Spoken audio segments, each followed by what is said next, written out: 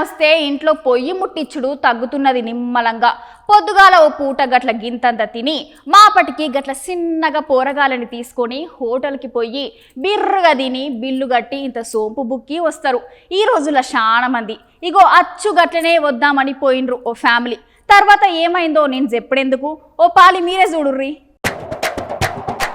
ముక్కిపోయిన mutton ముక్కలు, చెడిపోయిన chicken ముక్కలు, కూలిపోయిన కోడిగుడ్లు, దేవేసిన నూనెలు హోటల్ అంటే ఎక్కువ గివే కనిపిస్తాయి. బయట నుంచి తిననీకి వచ్చిన వాళ్ళని హోటల్ వంట రూమ్లకు సచ్చిన రానియరు. గందుకే ఇది తెలియక మనలో చాలా మంది ఆదివారం ఆడులకు సెలవు దినం ఇంట్లో ఏం తింటాం, అట్లా ఇలా బయటకు పోయి తినొద్దామన్న తీరులో బయటకు పోయి తినడానికి చూస్తుంటారు ఎక్కువ. గట్లనే హోటల్కి పోయి హాయిగా తిందామని పోయిర్రట.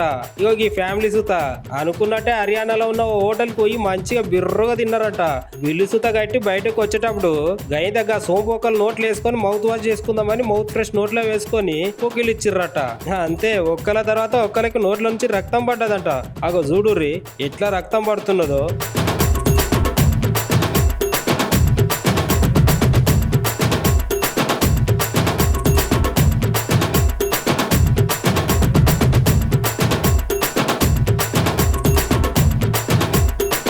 కొద్దిసేపు దాకా ఎవరికి ఏం అర్థం కాలేదట. చిన్నగా ఒక్కొక్కల నాలుగు కలుసుతో ఎర్రగా అయిపోయినాయట. తగ్గుతలేదని చేసేది ఏం లేక అందరు కలిసి దవాఖానలో చేరిండ్రట. అయితే దవాఖానలో డాక్టర్ చెప్పిన ముచ్చటికి వీళ్ళకి దెబ్బకు షాక్ అయ్యారంట. వీళ్ళు వాడినగా మౌత్ ఫ్రెష్ లో ఎక్కువ రసాయనాలు ఉన్నాయని చెప్పిరట.